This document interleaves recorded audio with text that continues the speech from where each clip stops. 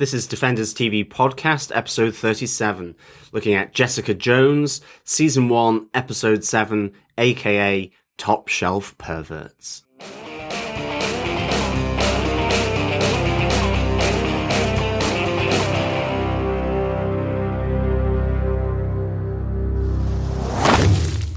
Welcome back, Defenders, to Defenders TV Podcast, our episode 37, which we are looking at, AKA Top Shelf Perverts, the 7th episode of Jessica Jones in this season so far. I am one of your hosts, John.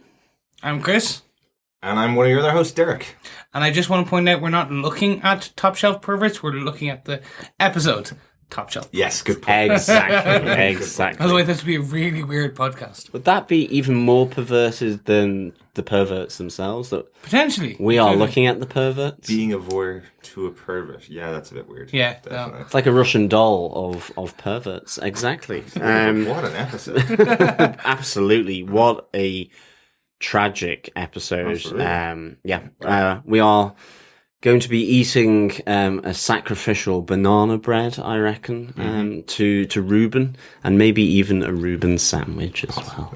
I want the Reuben sandwich. Yeah. Oh, God, I'm hungry. I know. Rye bread with pastrami, bit of sauerkraut, and some Russian sauce. Lovely. But remember, you can find us here on defenderstvpodcast.com/iTunes, and you can subscribe to us there, or subscribe to us in any other good podcast catcher such as Player FM, Podcast Addict, Beyond Pod, or Stitcher. Again, just search Defenders TV Podcast. And of course, it's nothing without you, our listeners. So if you want to provide any feedback or comments or discussion points on the series of Jessica Jones or any of the episodes or the podcast discussions, you can send in feedback at defenderstvpodcast.com. Or you can join our Facebook groups and page. Just search Defenders TV Podcast. And of course, we are on Twitter at DefendersCast, where we will be tweeting away about everything Jessica Jones. And what a season so far. We're here now on episode 7, and this is getting really, really good. I mean, there's tragedy here. There's absolute abuse, intimidation, you name it. This show is going to deep and pretty dark places of the mind and of the body as well. Yeah, absolutely. Before we get on to this episode, we were having a bit of a chat before we started podcasting about one of our other shows that we're covering, which is Agent Carter, and the announcement that Agent Carter Season 2 is coming back at the start of January next year. It's been announced that the show returns in the US in January, and an announcement has been made that the show is also returning to Fox UK in January as well, so very, very close together. Yeah, which is unlike last time where there was a significant, it was almost 6-month break between the release of those episodes, of the season, I should say. Yeah, but what makes it particularly weird is that in the US they announced originally that the release date was going to be the 5th of January, and because of that, Fox UK came out very quickly afterwards and said they were going to release episode 1 of season 2 of Agent Carter on the 12th of January. This week, as we record, the US has announced that they're going to move it to January 19th because of a presidential address from Barack Obama, which means possibly, we're not sure now, just maybe, right now, the stars have aligned, that the UK might be getting Agent Carter a week earlier than the US, which would be very strange for a show made in the US, even though it features a lot of British characters. In the immortal words of Nelson, ha ha. The thing is, though, at the moment the MCU films are being released in Europe before they're coming out in the US. Yeah, usually about a week because of things like Winter Soldier came out a week early, Avengers: Age of Ultron came out a week early, Star Wars we get it a couple of days early. Yeah. Maybe the force be with you. But for some shows in certain other territories, maybe whether it's in Asia or even say like Italy with Gotham, some of those release dates can also be ahead of the US, or like spot on at the same day. So I mean, it's not unusual for that to happen, but it's rare. I think. Absolutely, but I suppose the big reason why we're bringing it up is because obviously we will be covering Agent Carter Season 2 as it comes out each week, coming in January, as we know, but we are halfway through our coverage of Jessica Jones. So right now, we are releasing our episodes every Tuesday. We're just trying to work out exactly how we're going to do it, but we're basically looking to be as close to finishing Jessica Jones as we start Agent Carter as we possibly can be. So we may be releasing a few episodes in a bit closer proximity, like the way we did at the beginning of Jessica Jones, just to make sure that we're clear from Jessica Jones before we go into Agent Carter. Yeah, basically, if the Irish and UK release date stays 12th of January, we will be giving you some Christmas presents over the Christmas week, but also the week between Christmas and New Year. We'll look to try and release 2 episodes of our Jessica Jones coverage in those 2 festive weeks as a little present. If it does get pushed back and to maybe the 26th of January, then obviously we don't want to give you any Christmas presents. Yes. We won't be giving you any Christmas presents. And in the spirit of the Christmas tale, yes, we will be hoarding the coal and the podcasts until, and we'll still release them on the Tuesday every week. Yeah, absolutely. But that's our little conundrum at the moment. If you have any thoughts on that and how you want us to release our episodes, obviously, or any thoughts on how you want to listen to them, pop us an email at feedback@defenderstvpodcast.com. But as usual, I think it's time to get into this episode of Jessica Jones, AKA Top Shelf Perverts, episode 7. John, as usual, will give us our synopsis. This episode was directed by Simon Kellan-Jones, who's actually directing episode 8 as well. So another way of doing this in Jessica Jones, where they have a director taking 2 episodes at a time back to back. I think I mentioned that quite early on in the season, but it seems that they've been giving them in batches, which is quite interesting. This episode was written by Mika Schraft, who wrote episode 2 of Jessica Jones, and also by Jenna Reback. So a dual writers taking top billing on this episode, I suppose. John, do you want to tell us what these 2 writers gave us this episode? Absolutely. Jessica slumps further into heavy drinking after her break from Luke Cage and begins to lose the plot as she takes up Hogarth's increasingly malicious and violent plan to extract the divorce from her ex-partner, Wendy Ross Hogarth. As things break down for Jessica, further tragedy calls at Alias Investigation's front door as an innocent bystander becomes unexpectedly embroiled in the complex and dangerous life of Jessica Jones and Kilgrave. As she formulates an extreme plan to combat Kilgrave and draw him out, it requires all of her friends' unwanted help to prevent Jessica from carrying out this dangerous plan to outwit Kilgrave. As events crescendo between Jessica and Kilgrave, the extent of his grand design becomes clear as he truly infiltrates her childhood memories. And on a final note, long live banana bread. Nice. Yes, a little touch to Ruben there, given that, yes, I'm sure, spoilers alert, from here on in, it will be spoiler filled. But it already has been. Yeah. It is just a little nod there to the life passing of Ruben, a big point, and presumably going to be someone's point, one of our 5 points that Absolutely. we will run through as we discuss this episode of Jessica Jones. Yeah, so I will take this as my first point. I know, and that is basically Ruben's death. Like, pretty shocking, actually. Mm-hmm. Obviously, he expressed his true feelings towards Jessica. The reason why he's coming down the corridor, bringing the banana bread, trying to help Jessica like he did with Malcolm in the lift. Maybe trying to escape from his sister's kind of overbearing nature. And he comes down to give some more banana bread. And actually, I'm going to roll 2 points of mine into one here.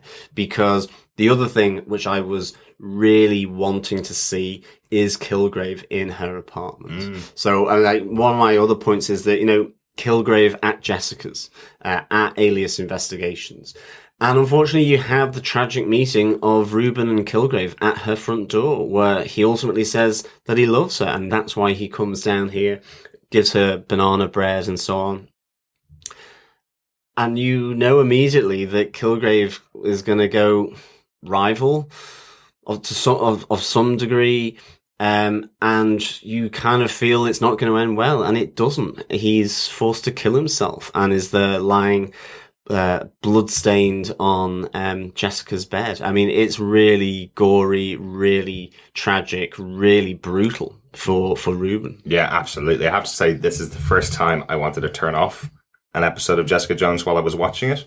Only, not because I didn't like it, but because when Ruben says, well, I'm coming down to give her banana bread because I love her, the minute he said it, I was wondering what Kilgrave was going to do to him and didn't want to watch it. I'm kind of happy that we didn't see it happen. Kind of happy that we didn't see Kilgrave actually tell Ruben to slit his own throat with a bread knife, which is essentially what he has him do. We've seen some gruesome things in these episodes of Jessica Jones. We've seen Kilgrave do some very gruesome things and treat people with disdain. But knowing that there's somebody out there that actually proclaims his love for Jessica, I knew this was going to end badly. From that point onwards, absolutely brutal death of a character I really liked. But my point about it, for me, the quick point I had on it was, once again, one of our theories has been blown out of the water. I thought that Ruben was already under Kilgrave's control, possibly. He seems to arrive at the door with banana bread every single time Jessica is saying anything. He gets there very quickly. Totally wrong. That was obviously in the editing. So sorry about that.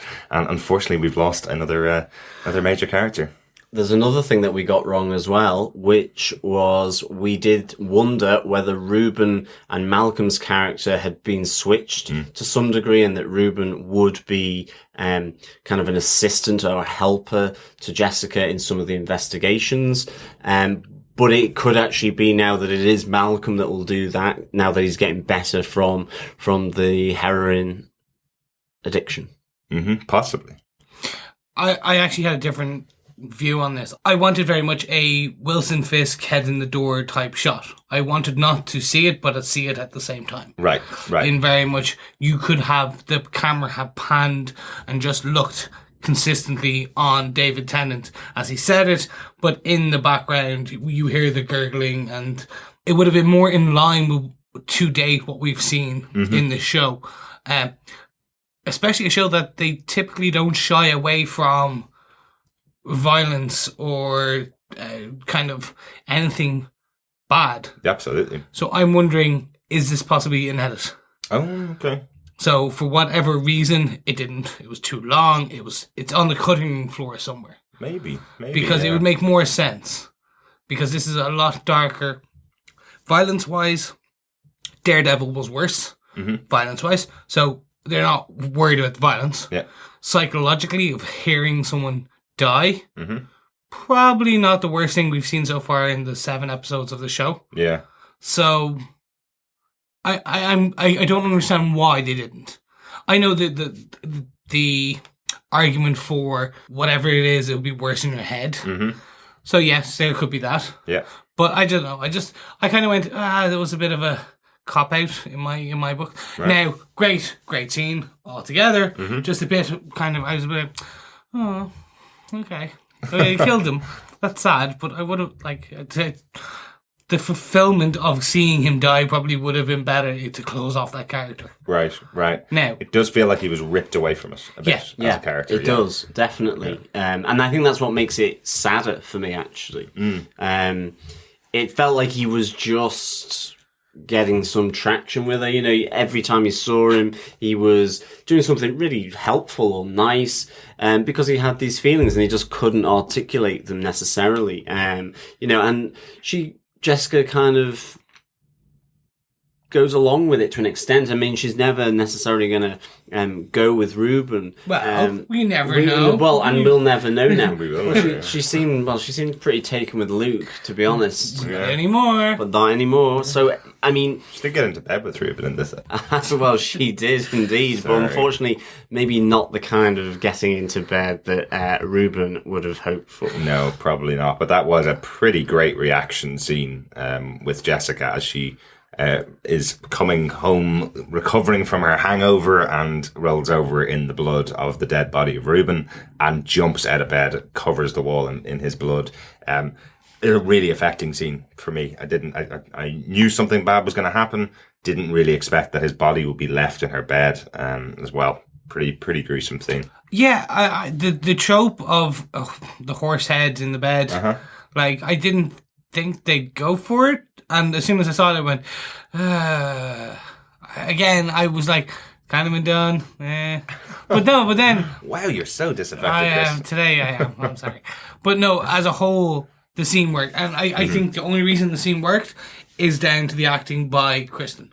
Yeah. Like she pulls off the as you said, the hangover, like, oh, I'm just gonna throw my shoes, blah blah blah, to the she looks like she's nearly in tears, and then she kind of tries to pull herself back, and then just lets it go. Yeah. And I was like, that's what made the scene. Absolutely. Yeah, and I mean, it propels everything forward then in the episode, because it's kind of, this is almost the her that breaks the camel's back, because she's like, I can't allow anyone else to be hurt or mind controlled by Kilgrave because they're close to me, or that he wants to hurt me or get at me. And like, I mean, she's going off the rails anyway up till this, she's drinking heavily. I mean, she's going with Hogarth's plan, following Hogarth's ex and all this kind of stuff. So like, it really does propel her actions forward from when, that happens. And like, I really liked it. And I love the fact that, just because as well with the sort of second point rolled into this, the fact that Kilgrave was in her pad. I really actually wanted to see that, because it's that kind of physical breaking. Yeah. He's broken into her mind before, and this is now into her apartment. I kind of really like that. I like that sort of juxtaposition with what he does anyway to everybody that he needs to, where he controls them. And this is him being so in control that he kind of wanders into her apartment. And in my notes, it's kind of, I have, Kilgrave at Jessica's. And then I also say Kilgrave at Jessica's, in that we do see this property that he's bought, that we saw him buying in the last episode, is her childhood home. And that, he's infiltrating her childhood in the present day as well. Like, it's really, that's right at the end where she's arriving at this house. So it's just creep central from Kilgrave, and it's so well done. I really enjoyed it. And I think just how that then kicked off with the meeting of Ruben at the door, those two things for me really, I thought it was a really good start to this episode for me. Absolutely, yeah. I was kind of questioning where Kilgrave was right at the start, because he's looking through photographs of Hope, of her, the ones that Jessica had taken a couple of episodes ago. But essentially, I was kind of thinking, is he in his own place? Is this his own home where he's got all the stuff that he had taken from with Hope, essentially? And then I thought, maybe it's actually in Jessica's, the house that he just bought. Is there stuff that he's found there that is left behind by Jessica? You don't know how long it is since she's moved out of there, essentially, at the beginning of the episode. So yeah, I was kind of intrigued as to where he was, and then realizing that, yes, he actually obviously would know where Jessica's office is. She advertises Alias Investigations, surely, till she gets business. So of course he's going to know where she is. And the fact that he has the audacity really to walk in to her premises and just go through all of her stuff. Yeah, he's just willing to do anything, really, isn't Kilgrave? He's just kind of, you can't really, there's no boundaries with the man at all. No, absolutely. So Derek, what's your first point? Yeah, my first point, you kind of mentioned there a little bit. It's actually about Jessica's threat on Hogarth's wife. My God, brutal version of Jessica Jones here, using her powers against another woman who's not got any superpowers. She's done nothing wrong here other than Hogarth wants to divorce her. But Hogarth's really using Jessica to effectively threaten this woman's life. She threatens to basically pick her up and throw her under a train if she doesn't sign the divorce papers. Like, that's pretty brutal, isn't it?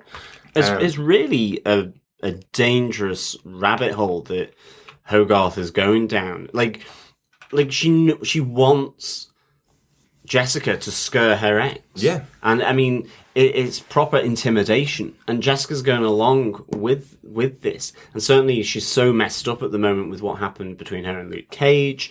Certainly, at this point, when we see her in the subway station, she's not come across Ruben's body. But I mean, obviously then, that's sending her off in total meltdown, in relation to seeing Ruben dead. But, it's funny because that scene's from the trailer as well. And I was wondering, who's she saving? Yeah. But it's actually, she's saving someone that she's put in that position. And that's, she's kind of slightly losing the plot there. Absolutely. The fact that she drops Wendy by accident underneath the train, she essentially says, she's holding her up and then drops her and goes, I didn't mean to do that. That's pretty weird for a character using those powers to actually brutally throw this woman under a train, then have to go and save her. But there's a great moment to talk about the acting of Christian Ritter. There is a great moment as she stands waiting for the oncoming train where you can see everything cross her face, where she's essentially going, would it really matter if this train ran me over and knocked me out now? Killed me now, obviously. But would it really matter? Would anybody care about me? Everybody she loves is gone and is ignoring her. Even Trish is ignoring her phone calls, who's her best friend and her sister. Luke Cage has thrown her out.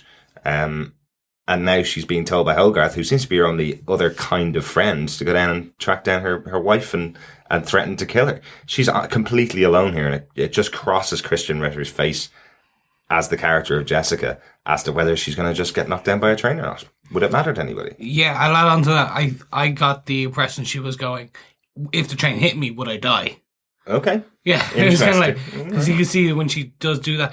And it was a very good split second at the end jump away. Mm-hmm. And then as the actual cinematography, as the train is speeding by, that you see that she's there, she's gone. Yeah. I was like, oh, that's good. Absolutely. It was a nice piece, but then it was the I hate using the trope, the haunted look in the eyes as you were looking at Jessica in that piece. You can see that she knows she's made a mistake. Absolutely. If you want to call it that. And even just the meeting of the eyes between her and Wendy on either side of the platforms, as essentially Jessica's realizing what she's done, gone way too far here, and Wendy is staring at her like she's a monster.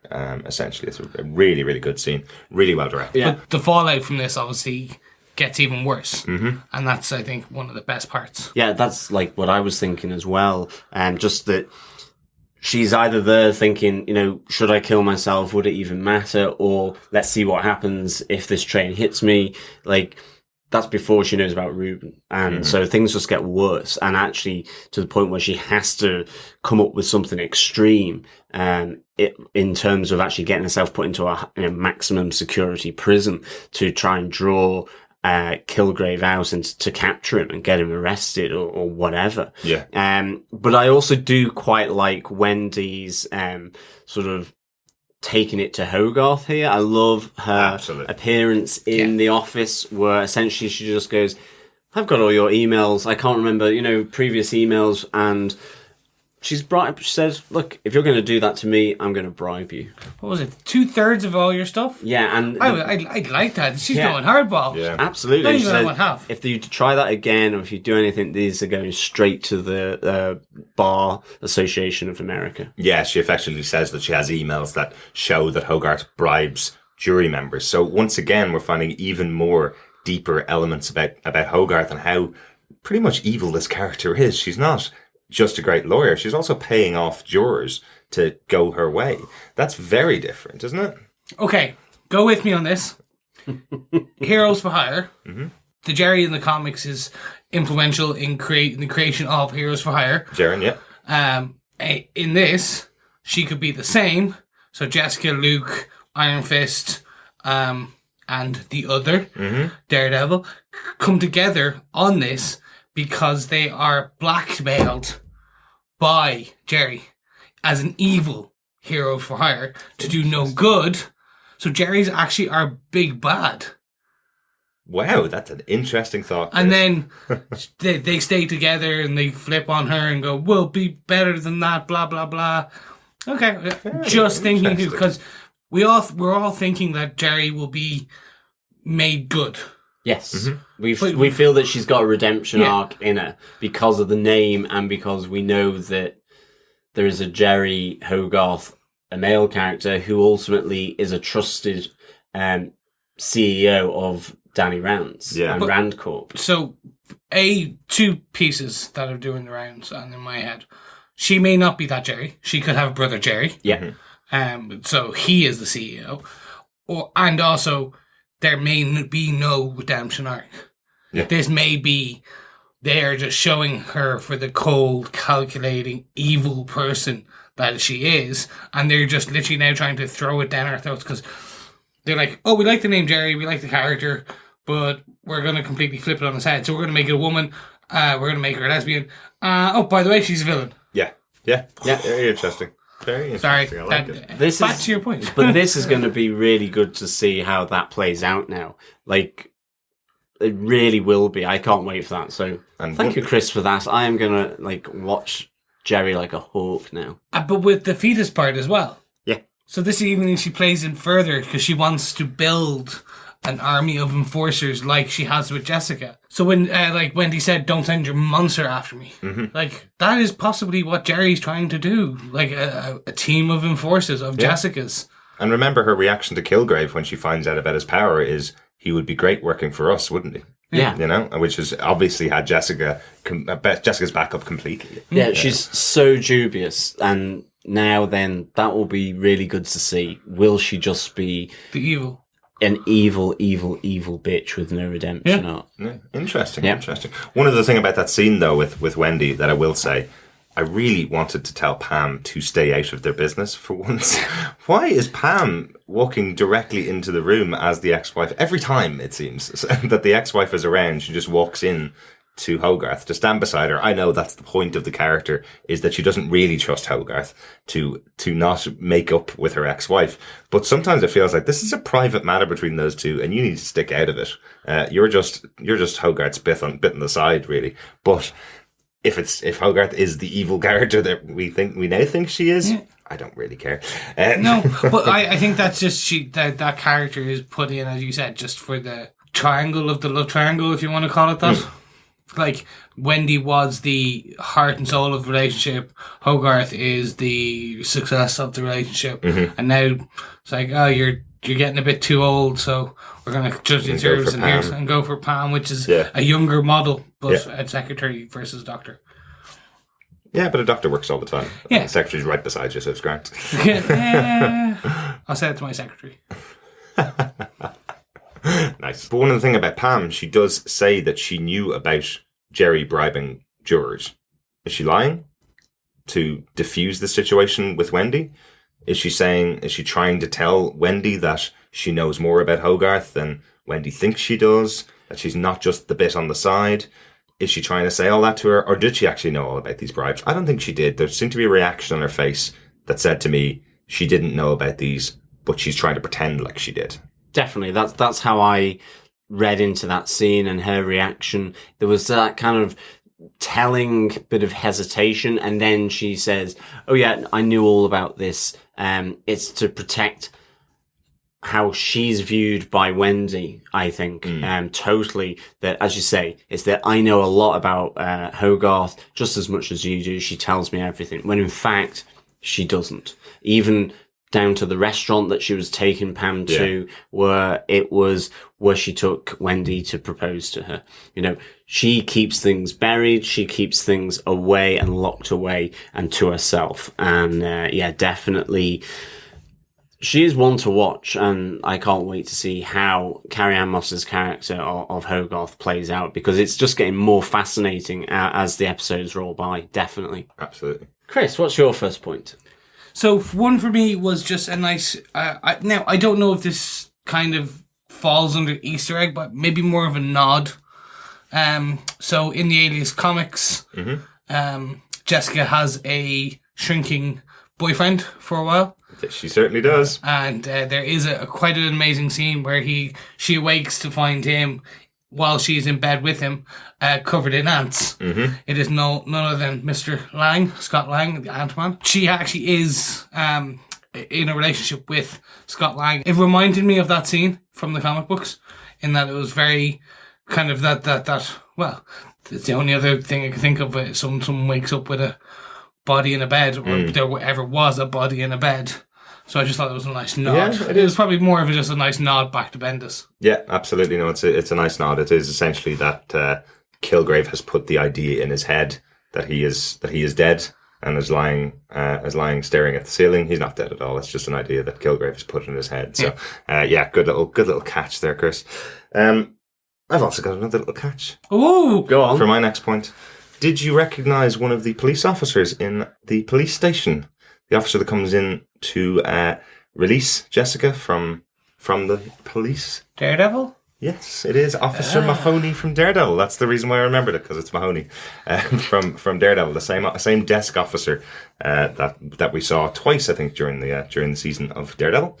He is another connection between Daredevil and Jessica Jones, and all the way throughout the episode, probably the reason why I noticed him all the way throughout the episode, Jessica continually repeats, I think she says it about 4 times, I need a defense lawyer, I need an attorney, I need someone to take care of me and get my defense up, so they send me to maximum security prison. I thought this was going to be our episode with Daredevil's appearance, with Matt Murdock coming in and fluffing the case to send her to prison.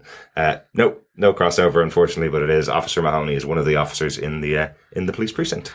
Okay, I'm going to bring in one of my points on that because you brought the police precinct in. Okay, go, Chris. This might also be one of my points as well. No. Oh, okay. In the background, on the wall, in the police station, there is none other than Ben Ulrich's newspaper clipping. So his front cover from the actual episodes that we see back in Daredevil on the show, where he showed the incident, and then there was that's sitting up there on the shelf. Very good. So it's a nice little link to our dead reporter. Yeah. So maybe that was the Spoilers if you haven't watched Daredevil. Okay, it's been a year, people. Yeah. Come on, I'm sorry, we can't help you.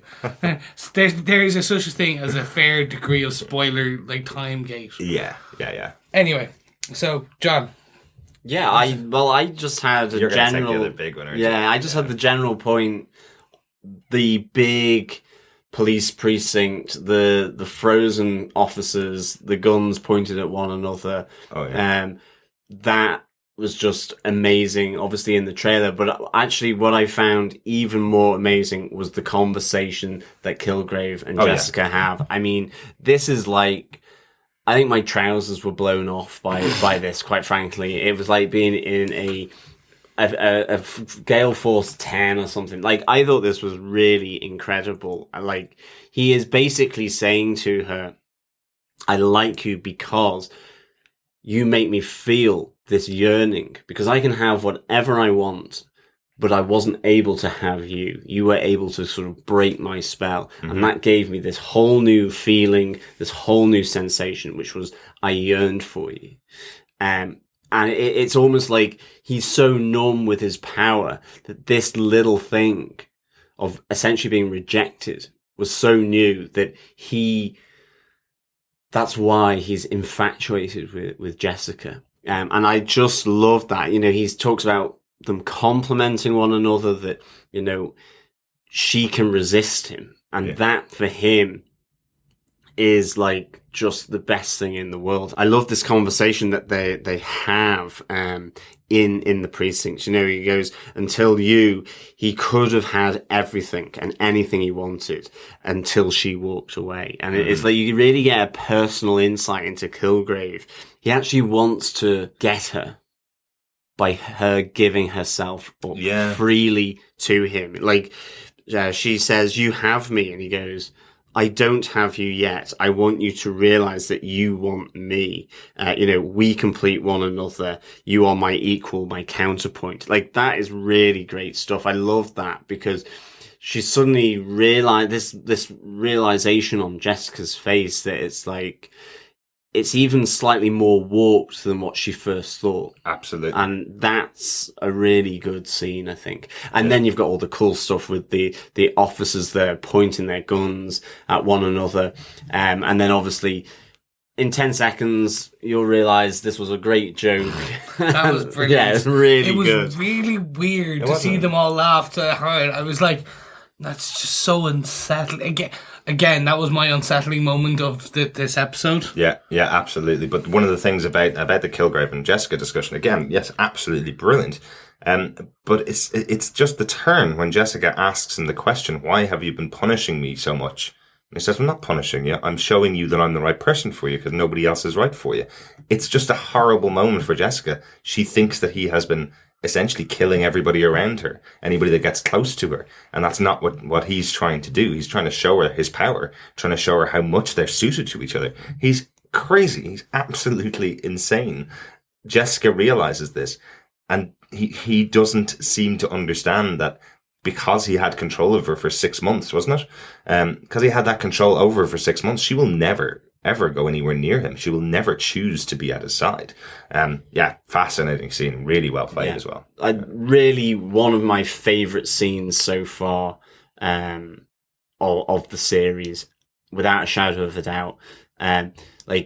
It had me wanting to see this from the trailer, and when it arrived, not only was it just a great moment of tension or in the police precinct, but it was also just the conversation that they had. It just really developed their relationship, off kilter, crazy, unbalanced relationship that Jessica just doesn't want, in just a really great way. It just kind of elevated the craziness of Kilgrave. I really liked it. Absolutely. Absolutely.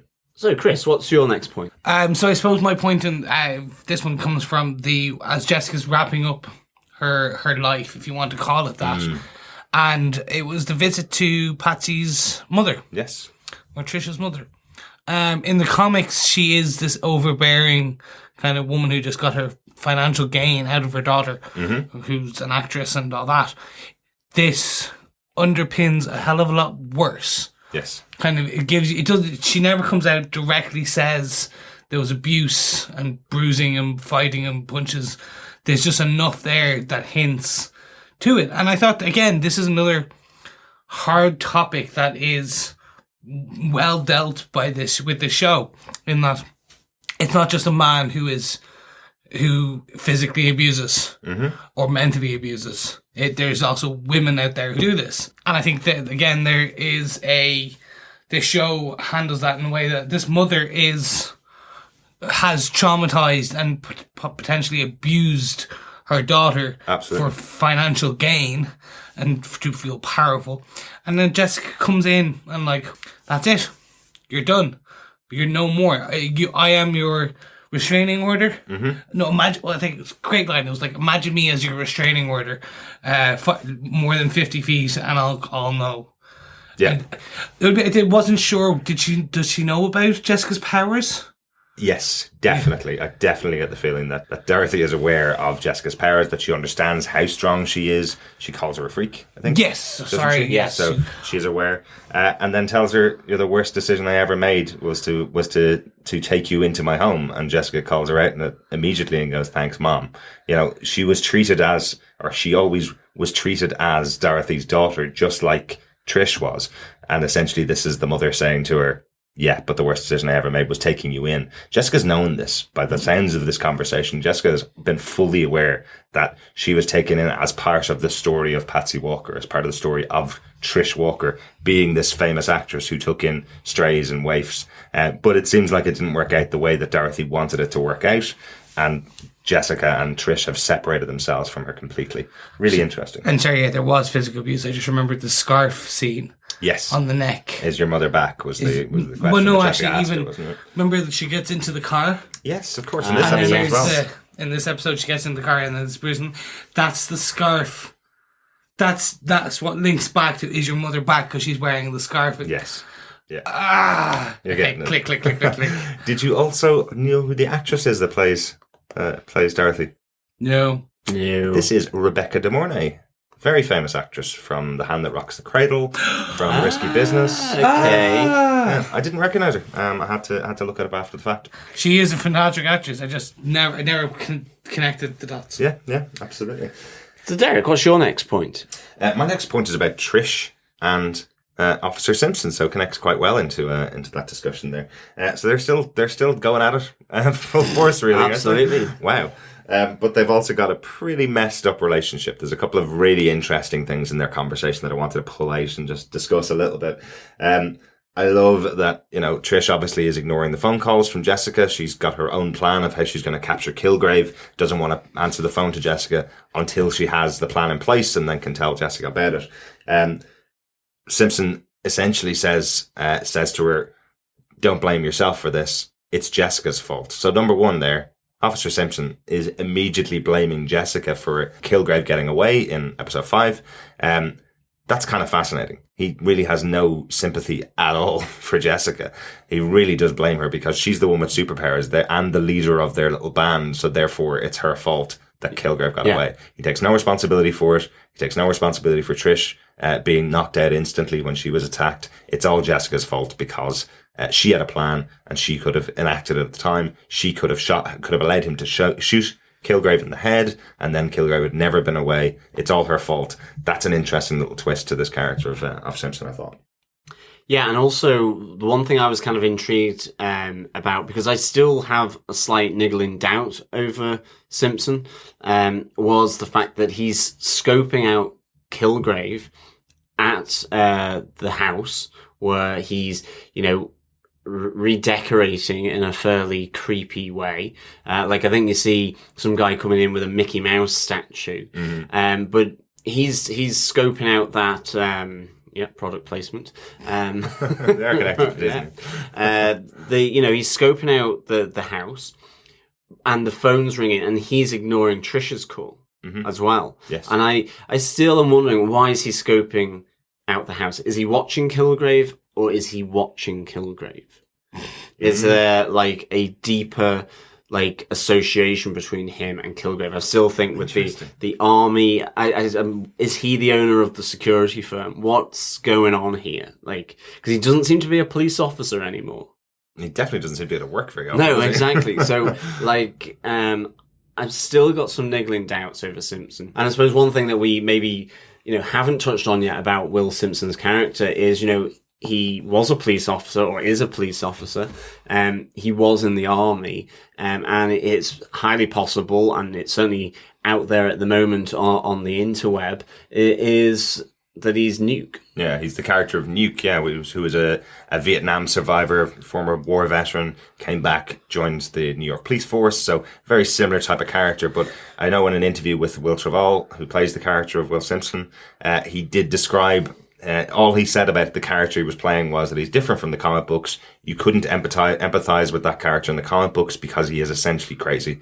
That's pretty much all he would say about the character. So a lot of speculation out there that this is Nuke from the comic books, who is a Daredevil villain, essentially. Yeah, and the reason a lot of people didn't make this connection initially was that Nuke's name in the comic books is Frank Simpson. Yes. And obviously this is Will Simpson. Isn't it interesting though? Because I think that's an IMDb thing. The Will Simpson part of it. The actor's called Will Travel. Wonderful name. But I don't think we've actually heard his first name since the beginning of the season. We've always heard him called Officer Simpson or just Simpson by people. So I think it's quite interesting that we actually haven't heard his first name on the show. Yeah. I didn't yet. Yeah. I think this will be an interesting one. I know we had initially said he was somewhat, I think it was yourself there, you called him a proto Punisher type guy in when we were discussing him before. Nuke is this, he's a crazier version of Punisher. He was created for that. He was somewhat given some super serum. But he's completely has a screw loose. Yeah. He's so patriotic.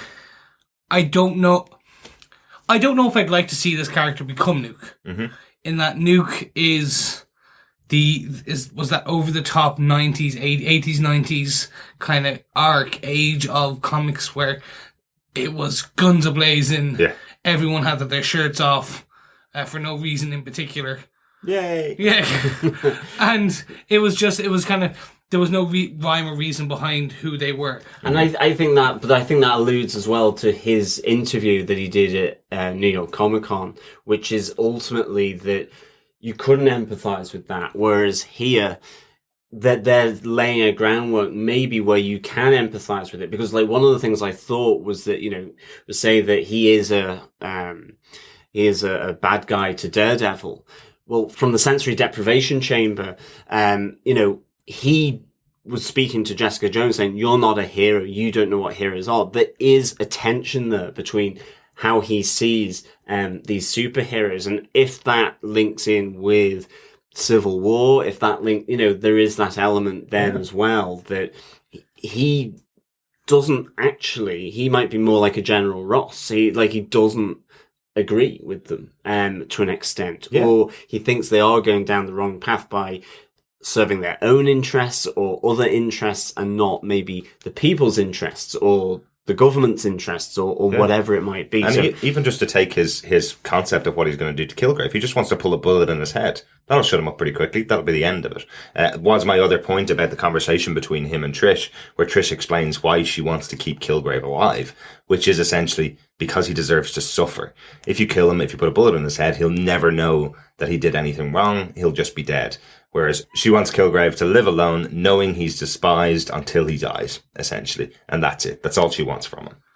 But question, could he be one of the bads in Daredevil Season 2? Absolutely. So he now becomes Judge, Jury, Executioner. So we have John Bernthal playing another Judge, Jury, Executioner in Daredevil Season 2. Mm-hmm. So could this be the Daredevil's going after Punisher, but then also Nuke's going after Punisher, and then Punisher kills Nuke or beats up Nuke, and then blah blah blah. That he was always this more.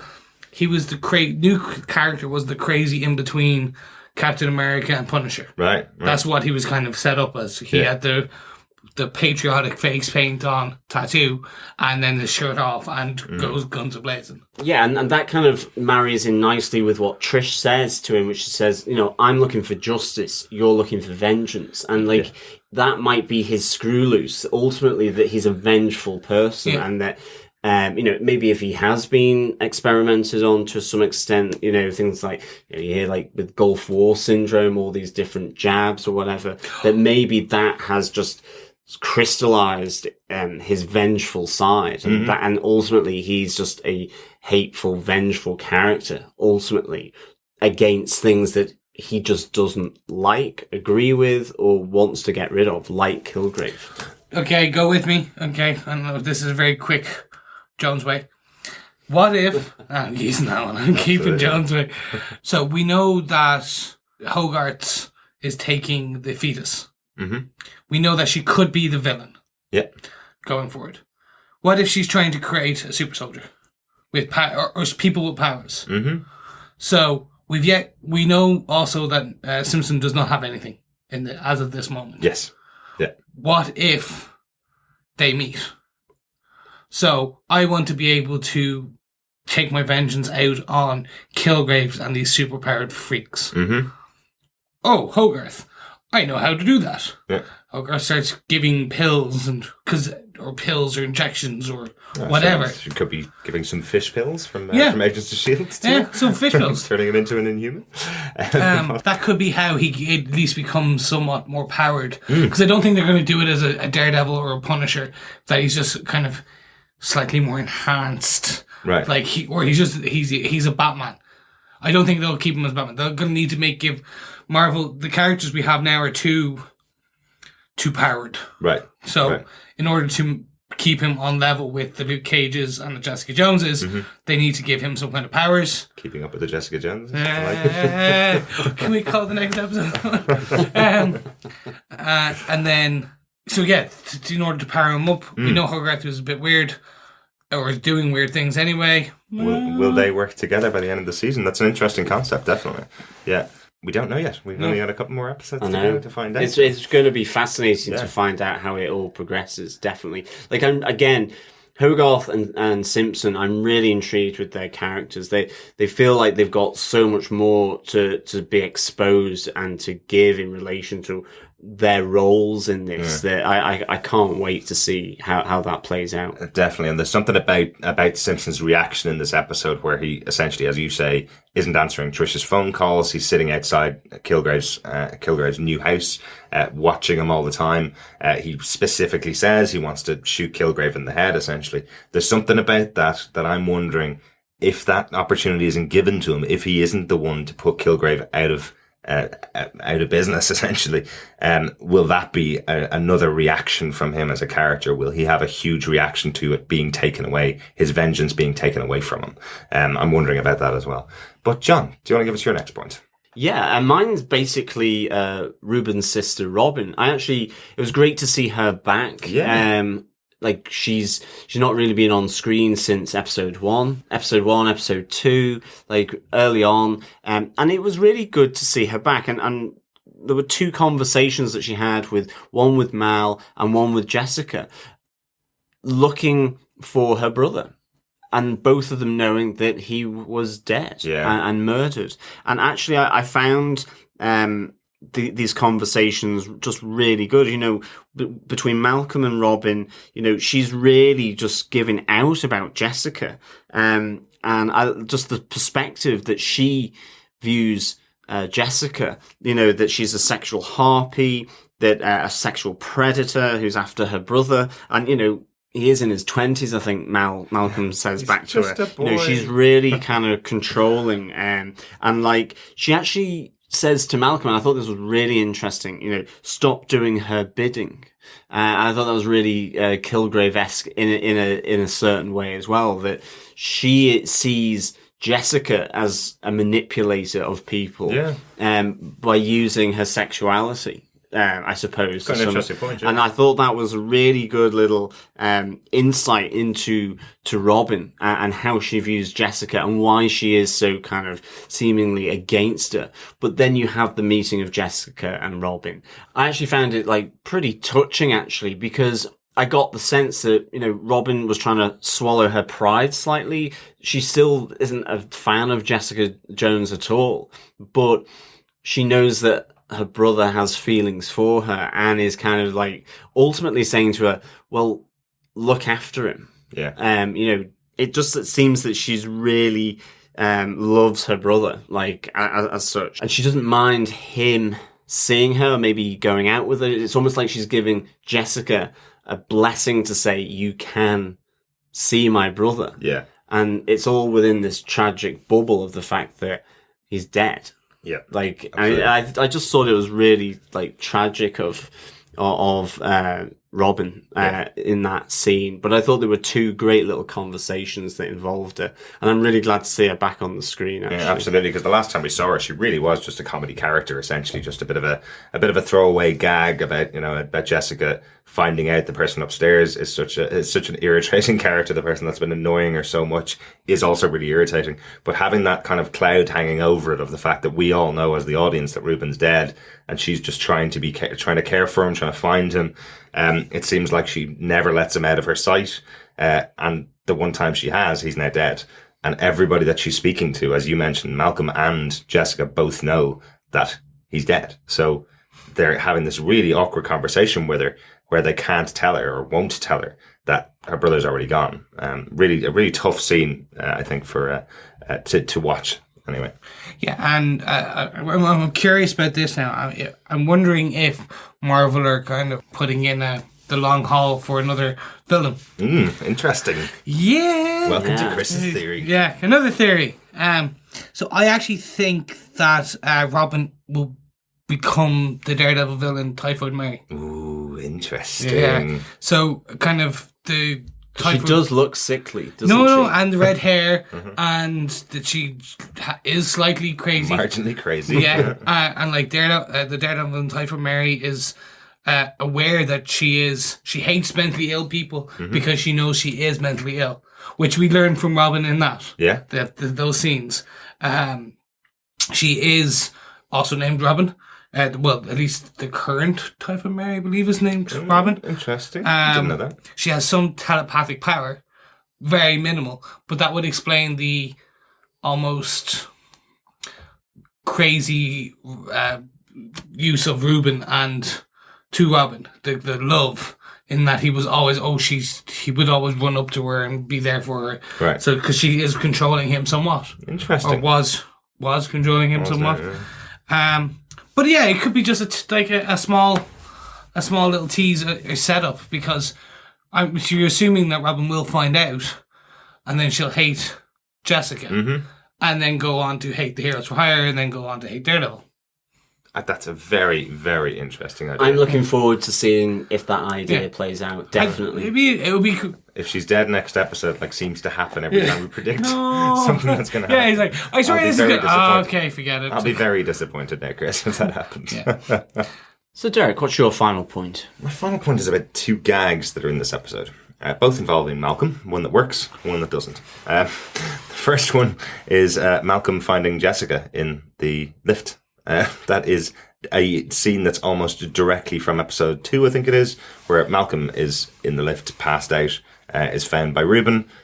This time it's Malcolm finding Jessica in the lift, completely passed out from the amount of alcohol that she's had. I think it's a good gag. I think it works really well and shows the progression of Malcolm. I mentioned it in the last episode. Malcolm's now turning around and becoming the controlling one of the relationship almost.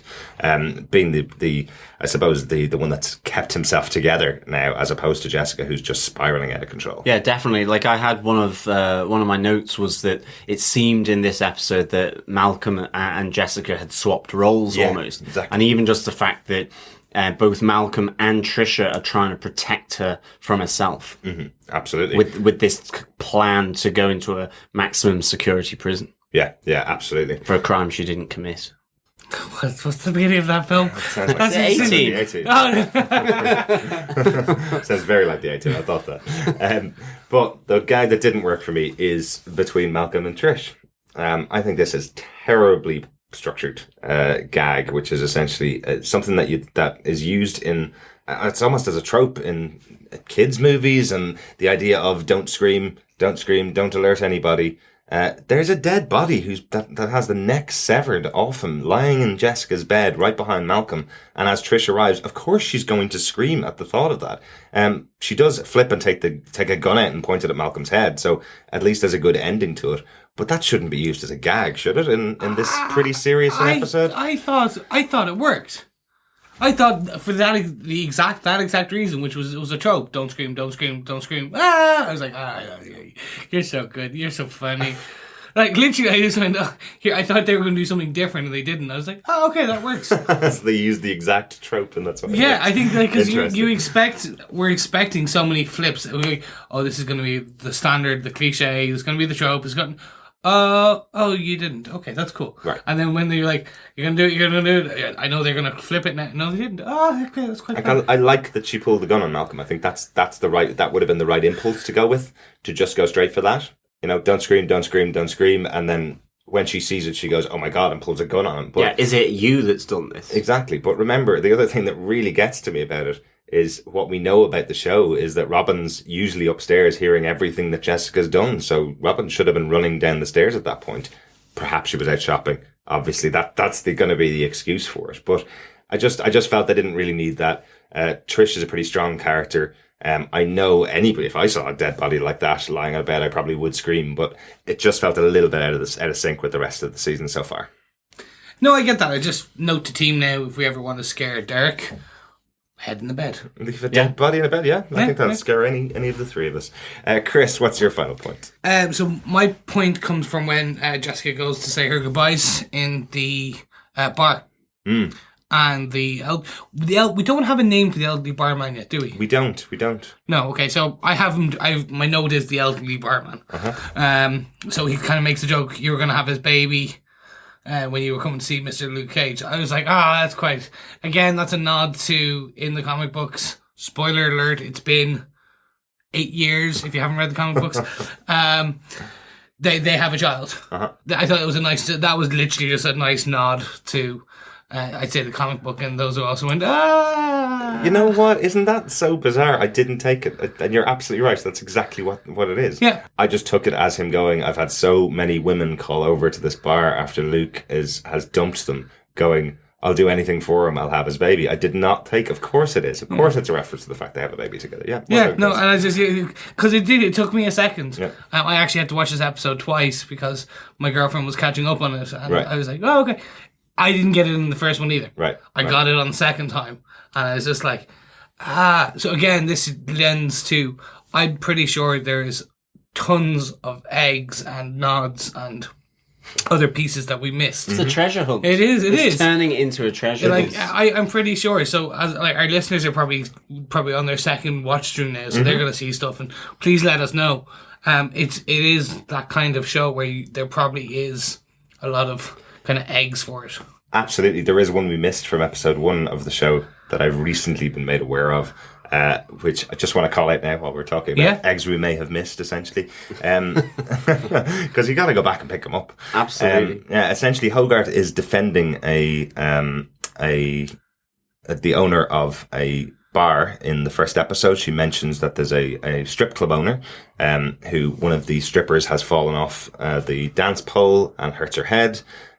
She's supposed to be defending the strip club owner. Jessica goes, that's not very like you that you would be defending a strip club owner. She says, no, I'm actually involved in certain parties who are looking to acquire his address.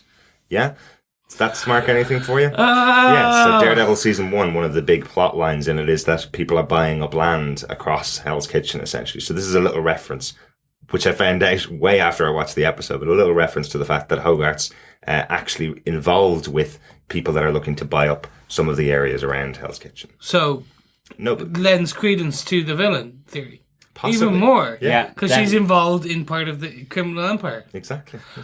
And it's part of the big law firm that ultimately Foggy and Matt are trying to be counter to. Yeah. So it's really, that's... Well, was it the law firm? No, It's not the same law not firm. the same. Not the same law firm, but it looks like they're using many law firms in New York then for this purpose. So quite an interesting little one that slipped by us when we watched the first episode.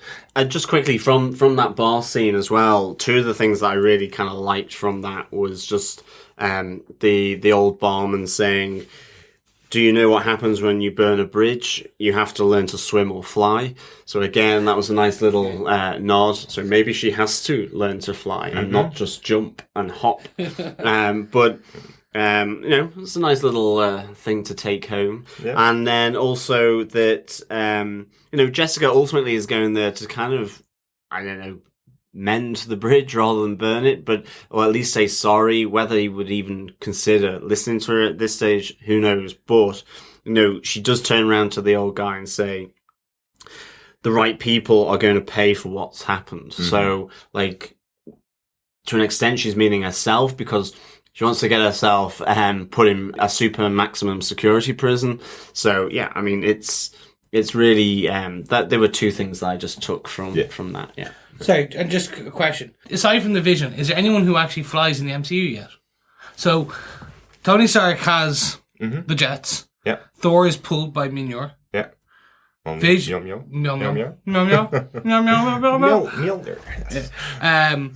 Vision is theoretically just changing his density. He's not flying. Mm-hmm. So, no, there's no one, is there? No. There's no Superman-esque that just defies gravity.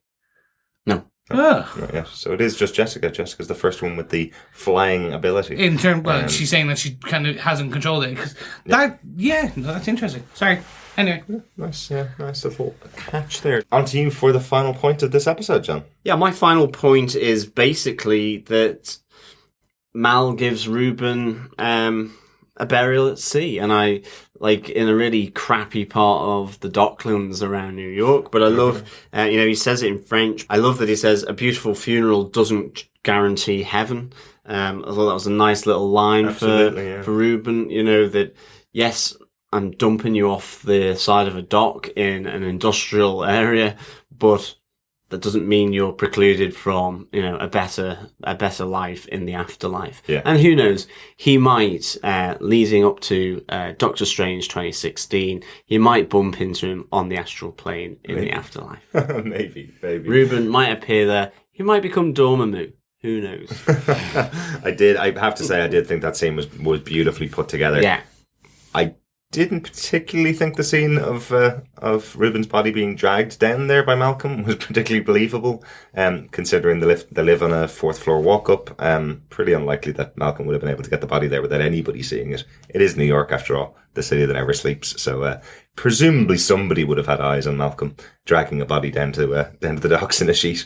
Even Kingpin's mom had to cut up a body and do it over 4 or 5 weeks to throw it into the docks in New York. So, that's true. But I like the burial. The burial was great. Definitely. Yeah.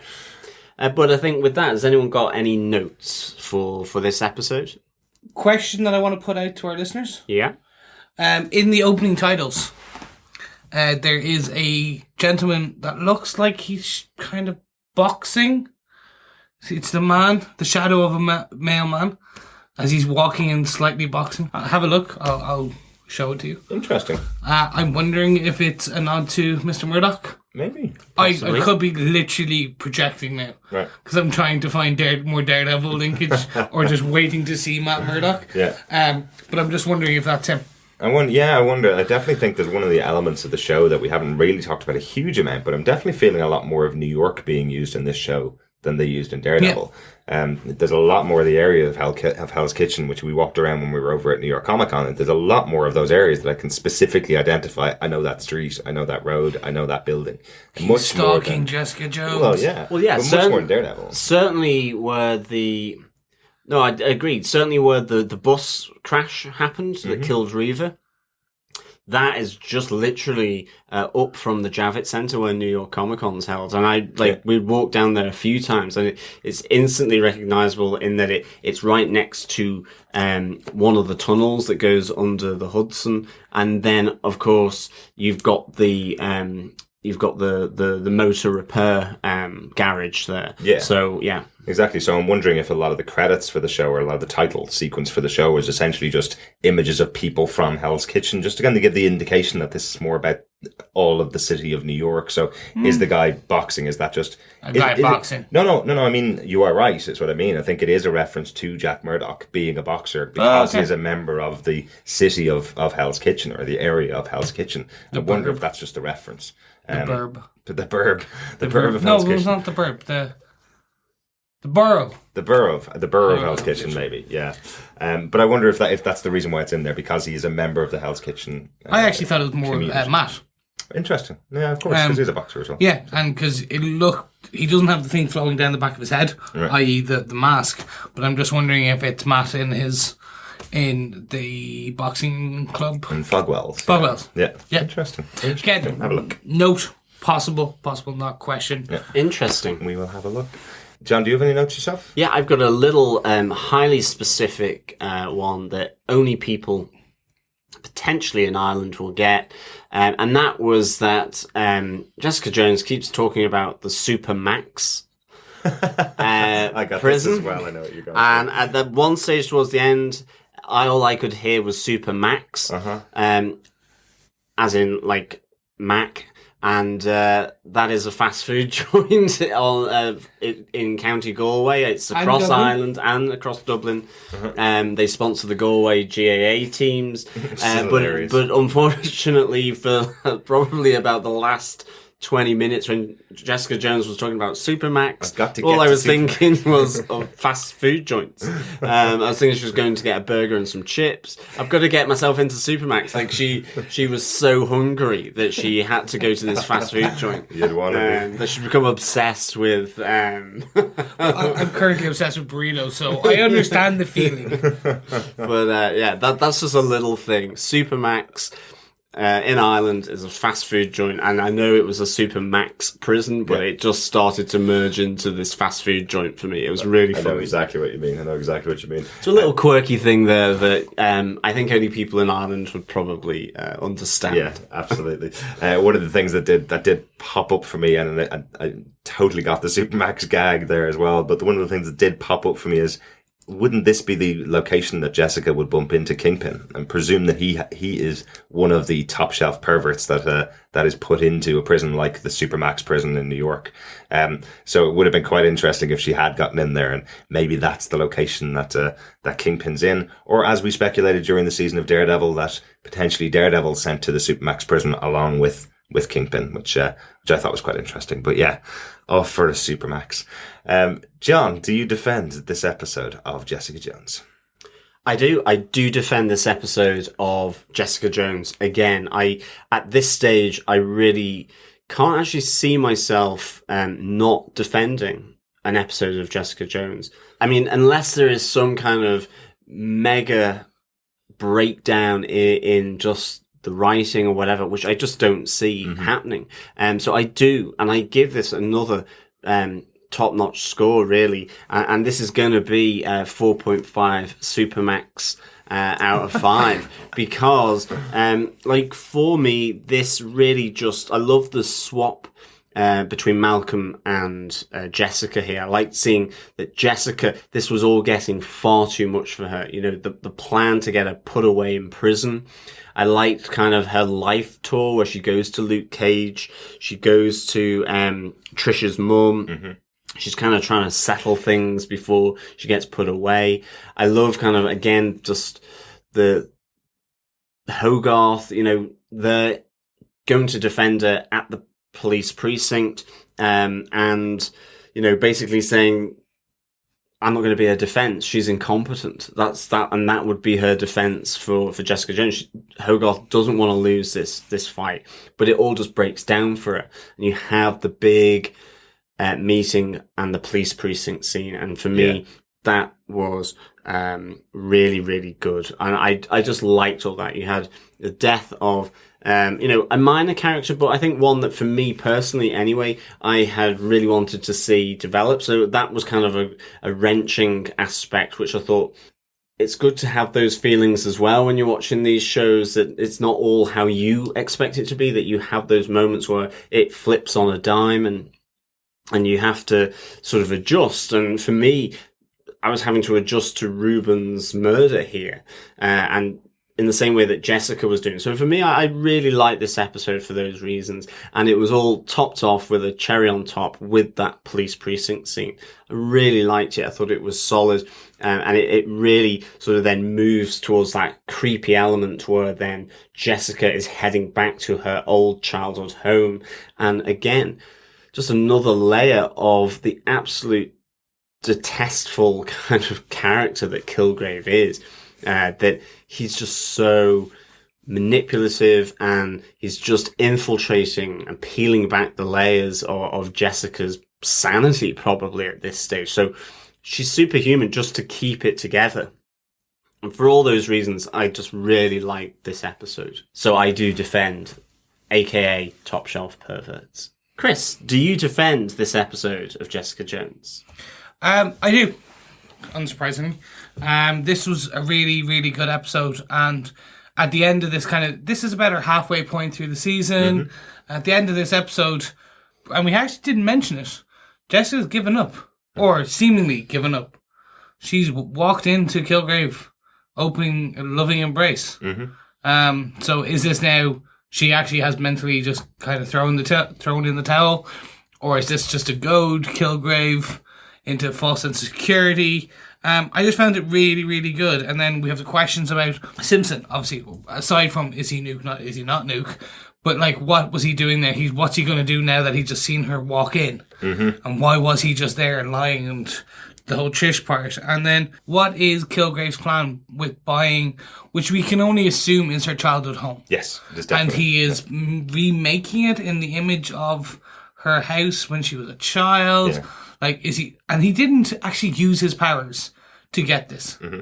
Well, he did. He to get the money, but he happily kind of bought it. So when she asks, like, how did you do this? You tell him to leave. He's like, no, I bought it. Blah blah blah. Mm-hmm. So yeah, I do, and I'm like the piling on of Easter eggs, the piling on of questions. I would love to know what someone who hadn't been a fan of Marvel kind of gets out of this. Mm. Like, I'm getting so much in terms of the Easter eggs, the nods, the character development, because we're examining this and we're looking at different angles. Mm. So I defend it, but I'd love to see if someone who wasn't so much of a Marvel fan or just dipped their toe in, what they thought of these current kind of 7 episodes. Yeah, absolutely. And one other thing that I kind of just want to add there is that I actually didn't expect it would be at this kind of situation halfway through. Mm-hmm. Like, I didn't expect that they would go after Kilgraves up there in episode 4. Like, for me, this is doing things that I wasn't expecting from it. That it's, you know, like how you're talking about the crescendo. Yeah. It is, but it's not a crescendo in the sense of just, it seems like it's a crescendo in each episode happening. Certainly since episode 5, and That's nothing against the first four even, but it's just like, you have the murder of Reuben and the precinct scene. You had, in the last episode, you had, Luke Cage and the move towards that breakdown between Jessica and Luke. And it's just at this moment in time, whereas in Daredevil, Matt Murdock was becoming more and more stronger as Daredevil, Jessica is almost becoming more degraded and weaker. And it's kind of like a flip side. I really am enjoying it, I have to say. The fall before the rise kind of thing. Style. I didn't actually even look at it, think of it that way. Yeah. I just assumed they were just going to leave her somewhat damaged and until Luke Cage show. But it could be that. But it could be that as well. I mean, who knows? Yeah. But again, it's just the burden of knowledge, if you want to call it that. Maybe. That we know so much and we're looking into it so much that maybe we are looking too hard into some of these. No, we're not. No, of course not. It is interesting though. There are some really good points. So therefore, in the end, I do defend this episode. Derek, do you defend this episode of Jessica Jones? There's just so much that went on in this episode, so much to talk about. I don't think we even covered half the things I wanted to talk about in this episode.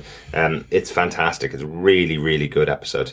Loved everything that was going on. Loved the precinct scene. Loved the idea that essentially Kilgrave has decided to camp out in Jessica's home territory. As you mentioned, Chris, he's decided to just buy it outright, to do it the right way. It seems like in Kilgrave's head, he's decided to kind of go in the straight and narrow. He's no longer using his powers for some of the things he probably would have in the past because he feels like he wants to impress Jessica. That's a really interesting twist for the character that I didn't see coming. The death of Reuben, clearly by some of our comments in previous episodes, I never saw it coming. They're really good at doing this on this show, and this is another great entry in Jessica Jones. Really, really enjoyed this episode. Yes, highly defend it, and I cannot wait for episode 8. I think with that we can move on to some feedback from some of our listeners. Yep, this week we got some feedback on Twitter. You can follow us on Defenders Cast, or you can send us some feedback if you want to email us to feedback@defenderstvpodcast.com. Our first piece of feedback comes in from Sylvie. She says, I really liked your point of view about when JJ saved Malcolm the night she encounters Kilgrave. Great podcast. So that was on episode 5. What we spoke about was essentially that Jessica saved Malcolm and Kilgrave turned him into a heroin addict, and then turned her into the person that was following her because of the fact that that it was the person that Jessica had saved. So, I thought really liked that point. I know it was a bit of a proper conversation with myself and John, quite an in-depth, kind of controversial conversation between the two of us, both having an opinion as to why Malcolm was chosen as this victim, essentially. But yeah, it seemed like a pretty crazy one. Yeah, no, absolutely. Secondly, Rebecca gets back in contact with us over on Twitter. She says, how about Zhou Sheng as the red-eyed Asian man? I actually think it was trolling us a little bit in the show, but if it had to be an Iron Fist related character, he fits. Yeah, definitely. I think I said Davos at the time. He's the Steel Serpent. He is one of Mother Crane's agents. I definitely think that Xiao Sheng really does potentially fit the bill here. And I know that he's involved with a big fight in the Immortal Iron Fist series in the one of the kingdoms of heaven that is part of the Iron Fist world. So that could be a really interesting character to bring in, and that certainly would be taking it down a mystical, magical direction. Yeah. Rebecca goes on to say, by the way, when I was watching, I was totally with you, thinking it was Davos. Loved the Hydra Goon idea too. good call. I think everyone is expecting Davos as well, so it would be a different baddie than we're expecting if it's Zhao Sheng. Finally, Rebecca says, on to episode 5. That is absolutely the same costume Steve Rogers wore undercover, the same one that Will Simpson, as we're going to call him, was wearing in the episode. So nice catch me. Yay. Definitely a bit of mirroring, she says. So I got one of my predictions right, or one of my little guesses at crossovers right. Our final bit of feedback comes from Ronaldo, also over on Twitter. He says, the episode 5 scene with the dual costume is brilliant. Ritter's dry delivery, seeing the costume on screen, and Trish's enthusiasm for all things superheroes were all enjoyable to see. Will we see the Hellcat costume down the line? Yeah, I'm calling it. If it not in season 1, at least in season 2. they're building up too much for it not to happen, unless it's a complete red herring in that they're going to build it up, and they're going to kill off Trish or something like that. Don't say things Oh, like come that. on. It's very highly possible in this show. Wow. It's like Game of Thrones, It but for the is. Marvel Universe. It is. I you're hope right. we see the Hellcat costume Yeah. too. And actually, just quickly on the season 2 thing, Melissa Rosenberg did chat about the possibility of a season 2 for Jessica Jones, I think this week. I think we put the link up on one of our Facebook pages and groups. But again, that could be a long-term project for Trish to become Hellcat, and it might not be till season 2, or maybe the very end of season 1 that we get to see her. Definitely. No, I'm starting to see that this probably... So we got Daredevil season 2, and then we've got...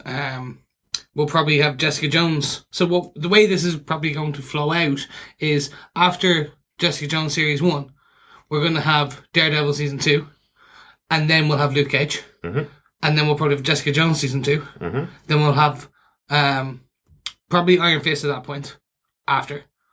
Or if they haven't got that, then you've got Daredevil season 3, then Iron Fist, then Defenders. Or Luke Cage season 2's got to fill in there somewhere. Oh as yeah, well. but the Luke Cage season. So it is interesting. They had given enough time.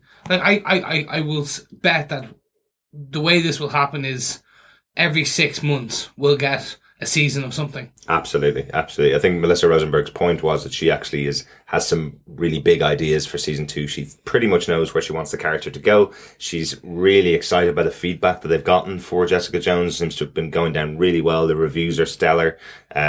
Obviously, they're listening to our podcast because they know how much we like it. Of course, she calls us out all the time. Absolutely. But yeah, that essentially they're pretty happy with it, but there's been no actual confirmed discussion about a season 2 or whether it would take place before Defenders or after Defenders. So we don't actually know. Daredevil got confirmed within about 2 weeks, I think, of it airing, even a couple of days of it airing, actually, that the season 2 was coming. Whereas Jessica hasn't gotten that just yet. I think it is a very different show than Marvel were probably expecting, or than Netflix were probably expecting when it was released, but it seems to be going down really well. So I'm hoping that they're going to be as confident in Jessica as they are in Matt. Yeah, these season 2s are being floated out there, and rightly so. I mean, this is a great TV show. They obviously happy with the script, the writing, the production. Absolutely. And certainly, yeah, it seems really good reviews for this, and quite rightly. It's great. Absolutely. I'm loving it. And finally, Ronaldo goes on to say, weighs in on the Kilgrave argument, as if there was one. Ronaldo says, Kilgrave, in my humble opinion, is the best Marvel villain to date. So creepy and scary, whereas Fisk was scary and psychopathic. We still empathise with him and see Fisk struggle with his morals. Fisk has a noble purpose to improve his city, but goes about it all the wrong way. Kilgrave is a pure sociopath. He doesn't care what happens to others, and his goals are purely self-indulgent. Added to that, his power to force people to do horrible things makes him the scariest villain in the MCU and the MTVU so far. It's kind of like a truth serum in a way as well, as many of those controlled admit to agreeing with their immoral actions or thoughts. Fascinating. Yeah, that's a really good point. I love that idea that, yeah, ultimately they're complicit. It's being opened up to their dark side, which is really... is actually great for villains to have this idea that, they can control the bad that is there, maybe incumbent in everyone. That's a really interesting point, and a really good one, actually. I like that. And I also like the fact that actually in this episode, Jessica Jones does say that she is also a sociopath. Mm-hmm. Yes. And we have the whole, you compliment me. It's kind of, they're both sociopaths, but for very different reasons. Absolutely. And it's kind of an interesting thought as well. Yeah. Chris, Kingpin versus Kilgrave? Yeah, I find it tough. I do think Kilgrave probably is the best we have at this point. I agree with Ronaldo's point, because I remember it was the father who became the chauffeur for Kilgrave. He left his kid on the side of the road because the kid was screaming. He was like, I just want to leave. I just wanted my kid to shut up. Mm-hmm. Kilgrave said, why didn't you leave it on the road? There was that element there. You're doing your innermost worst evil kind of thoughts that you have. Right. So yeah, no, that was good. In terms of whether Kilgrave is the best, worst Marvel villain to date, I agree and to disagree. Okay. I think, yes, for the points that raised, Kilgrave is a better typical villain in that he is just the big bad. Mm. The reason I loved Kingpin up until the very end of Daredevil was you empathized with him for that exact reason. You could see his point of view. Yeah. It was great in that, okay, actually, he was willing to just do bad things to get shit done in what he thought was the best way. Mm-hmm. So if that makes you a villain, so be it. I'm Team Kingpin right now, whereas I can understand why people would be Team Kilgrave. Absolutely. I think the great thing about the villains we've seen both in Daredevil and now in Jessica Jones is that they're able to be explored. Their motives, their reasons, whether it's selfish in the case of Kilgrave, where it's for his own pleasure, his own betterment, and actually, those selfish reasons, or Wilson Fisk, has this notion of wanting to make his city a better place, and how you go about doing that and how it contradicts with someone else who wants to do that in the case of Daredevil, but in a different way or through different means. And I think these series have been able to explore all those different facets of an evil person or a bad guy, which, with probably the exception of Loki so far, have not been able to be done in the cinema. Yeah. Yeah. I mean, for example, with Ant-Man, unfortunately, I did think that the bad guy in that was the least rounded. It was a kind of a trope of a bad guy, really, in Ant-Man. Woe is me! Why won't you make me your? Yeah, like it was just the it trope. was Yeah. And that's just because they don't have time to explore that in any greater depth. I still loved the film, but I just think they're able to explore it better, and so that certainly, I think, in that sense, makes them probably some of the best bad guys in the Marvel universe that we've actually seen and looked at on TV. Yeah. I think you can go into some of the comics and you can see that actually as well, there's a lot of other great bad guys or evil people in there that are given the room to breathe and be explored on the page, just as these shows do that for TV. Absolutely. No, absolutely agree. And I would say, I would, because I'm a S.H.I.E.L.D. fan, I would add Ward to that. I think Ward is also becoming a really good villain. And again, because they have the time on TV, it sometimes feels with the MCU movies that when they're in the editing process, they edit out everything to do with the villain and just leave him with, his little rant at the start, rant in the middle, and his fight at the end where he gets beaten. It seems like Malekith in Thor: The Dark World. I don't remember anything about his motivation at all. The Dark Elf, and he's the bad guy for that entire film. The Red Skull what is it? in the original Captain America, like the first Avenger. Mm-hmm. He is your typical kind of body. Yeah. It was just like if they had given him, he probably is on the cutting room floors. Yeah. These great soliloquies where they talk about why they believe it in the Hydra, the way of the Hydra, and so forth.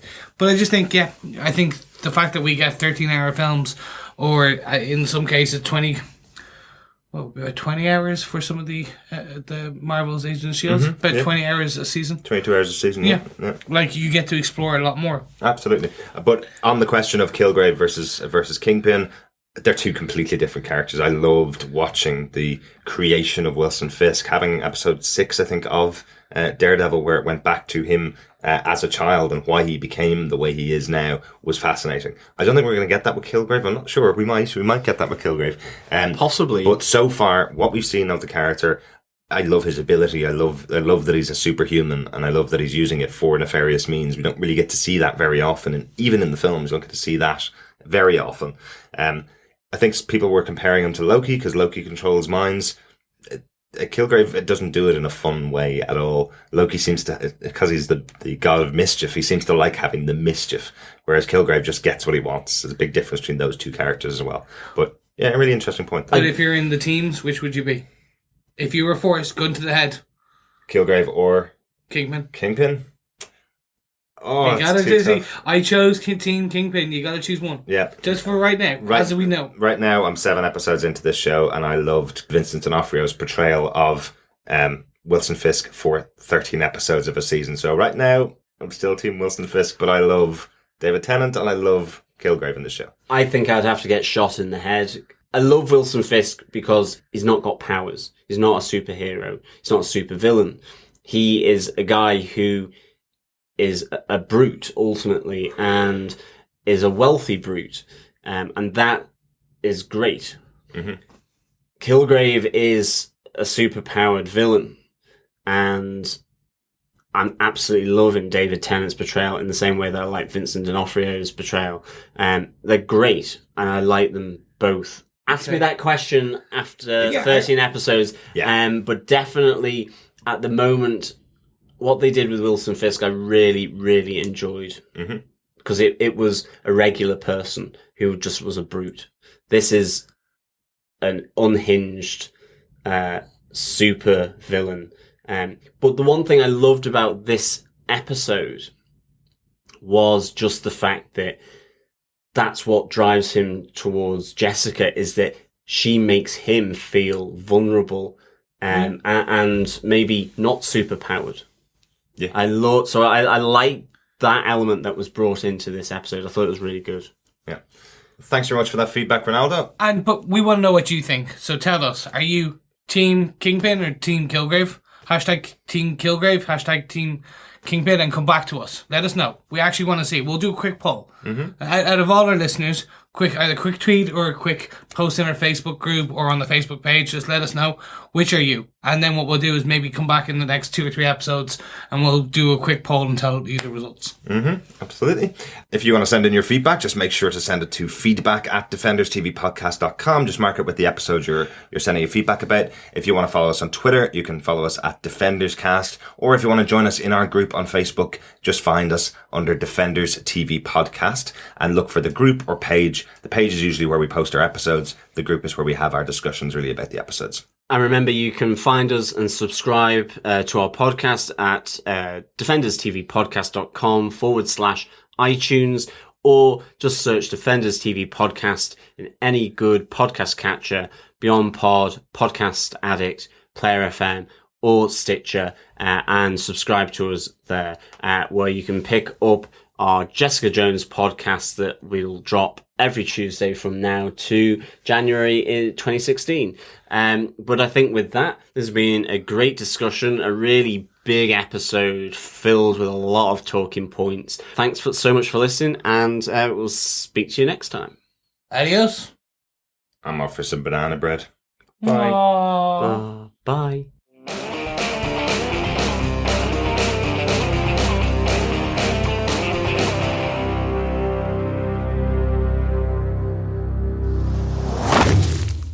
This has been a Flickering Myth Podcast Network production. For more information, head over to flickeringmyth.com for more shows like it. Find this show in iTunes by searching for the podcast name, and head over to youtube.com/flickeringmyth to subscribe to the Flickering Myth movie show. We'll see you on the next podcast. Take care. Bye bye.